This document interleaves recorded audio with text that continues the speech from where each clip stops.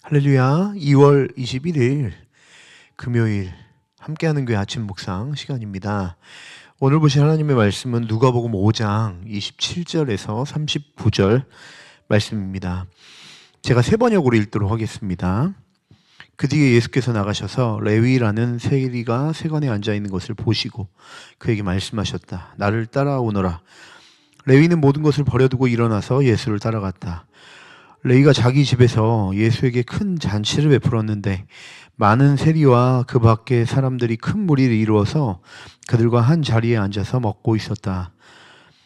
바리새파 사람들과 그들의 율법 학자들이 예수의 제자들에게 불평하면서 말하였다. 어찌하여 당신들은 세리들과 죄인들과 어울려서 먹고 마시는 거요? 예수께서 그들에게 대답하셨다. 건강한 사람에게는 의사가 필요하지 않으나 병든 사람에게는 필요하다. 나는 의인을 부르러 온 것이 아니라 죄인을 불러서 회개시키려 왔다. 사람들이 예수께 말하였다. 요한의 제자들은 자주 금식하며 기도하고 바리새파 사람들의 제자들도 그렇게 하는데 당신의 제자들은 먹고 마시는군요. 예수께서 그들에게 말씀하셨다. 너희는 혼인잔치의 손님들을 신랑이 그들과 함께 있는 동안에 금식하게 할 수 있겠느냐? 그러나 신랑을 빼앗길 날이 올 터인데 그날에는 그들이 금식할 것이다. 예수께서는 그들에게 또 비유를 말씀하셨다. 새 옷에서 한 조각을 떼어내서 낡은 옷에다가 대고 깁는 사람이 없다. 그렇게 하면 그 새 옷은 찢어져서 못 쓰게 되고 또 새 옷에서 떼어낸 조각은 낡은 옷에 어울리지도 않을 것이다. 새 포도주를 낡은 가죽 부대에다 넣는 사람은 없다. 그렇게 하면 새 포도주가 그 가죽 부대를 터뜨릴 것이며 그래서 포도주는 쏟아지고 가죽 부대는 못 쓰게 될 것이다. 새 포도주는 새 부대에 넣어야 한다. 묵은 포도주를 마시고 나서 새 포도주를 원하는 사람은 없다. 묵은 포도주를 마신 사람은 묵은 것이 좋다고 한다. 오늘 본문의 말씀은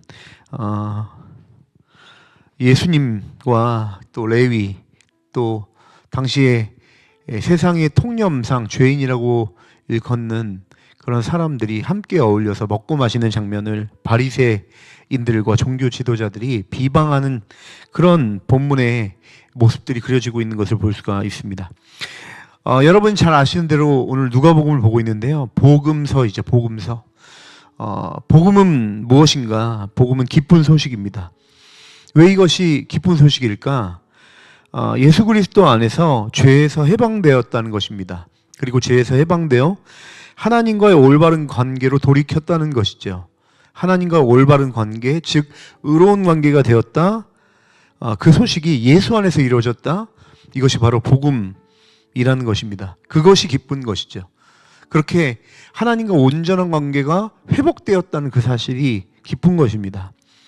그래서 그러니까 예수 그리스도를 기쁨으로 받아들이는 그 존재가 사실 이 복음서에서 예수 그리스도를 온전하게 복음으로 받아들이는 사람들의 이야기들이 나오는 것을 볼 수가 있는데 어떤 사람들이 예수님을 이런 복음으로 기쁨으로 받아들이는가 보면 사회 통념상 그리고 율법상 심지어 자기 스스로도 자신은 구원받을 수 없는 죄인이다라는 그런 인식을 갖고 있는 그 사람들이 다시 회복될 수 있는 유일한 길로 예수님이 찾아오신 것입니다. 그래서 그 예수님을 기쁨으로 자신의 전부로 받아들이는 것입니다.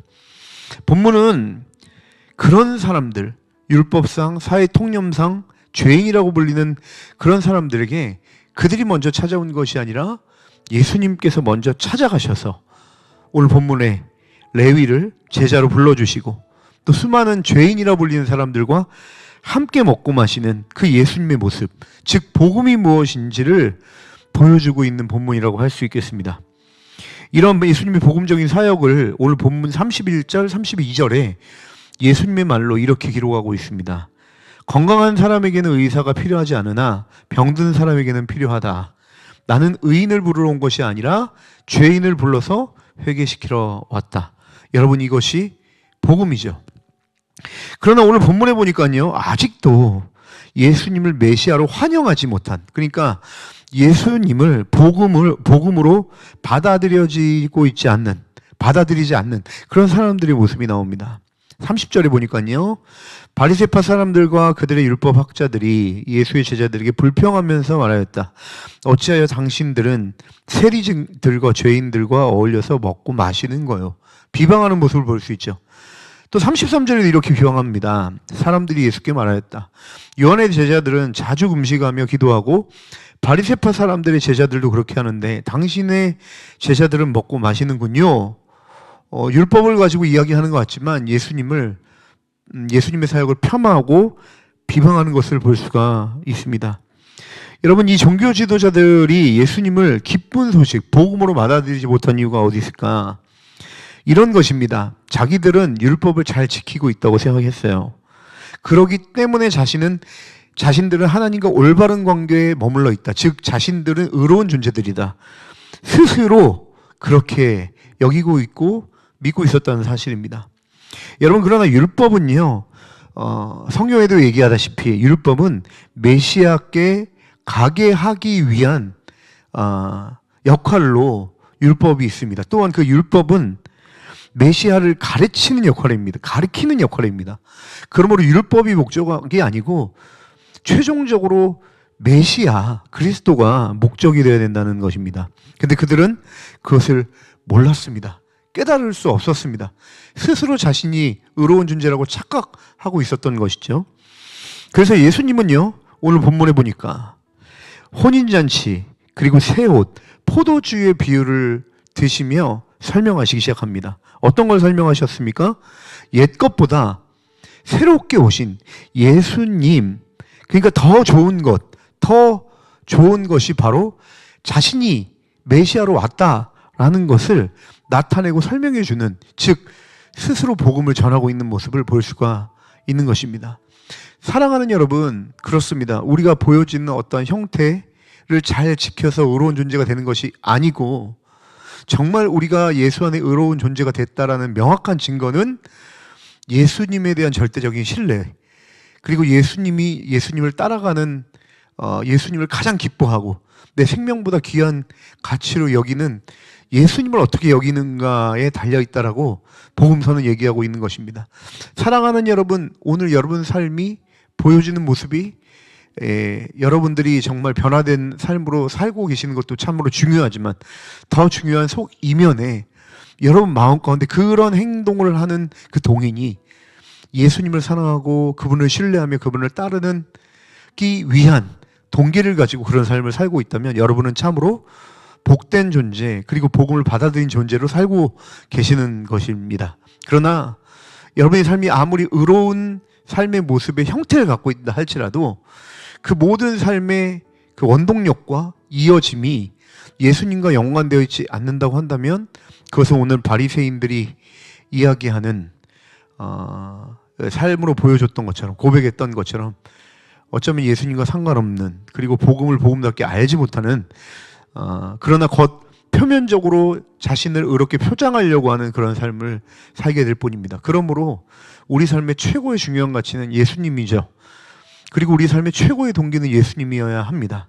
사랑하는 여러분, 다시 한번 기본으로 돌아갔으면 좋겠습니다. 왜 우리는 오늘 호흡하며 살아가고 있는지, 저는 여기서 왜 설교하고 있는지, 오늘 하루 직장생활을 왜 하는지를 예수 안에서 찾는 오늘 하루 되었으면 좋겠습니다. 성도는 예수 안에서 그분과 함께 동행하며 그분을 사랑해서 그분을 따를 때 거기에서 진정한 삶의 기쁨, 즉 복음을 경험하는 그런 존재입니다.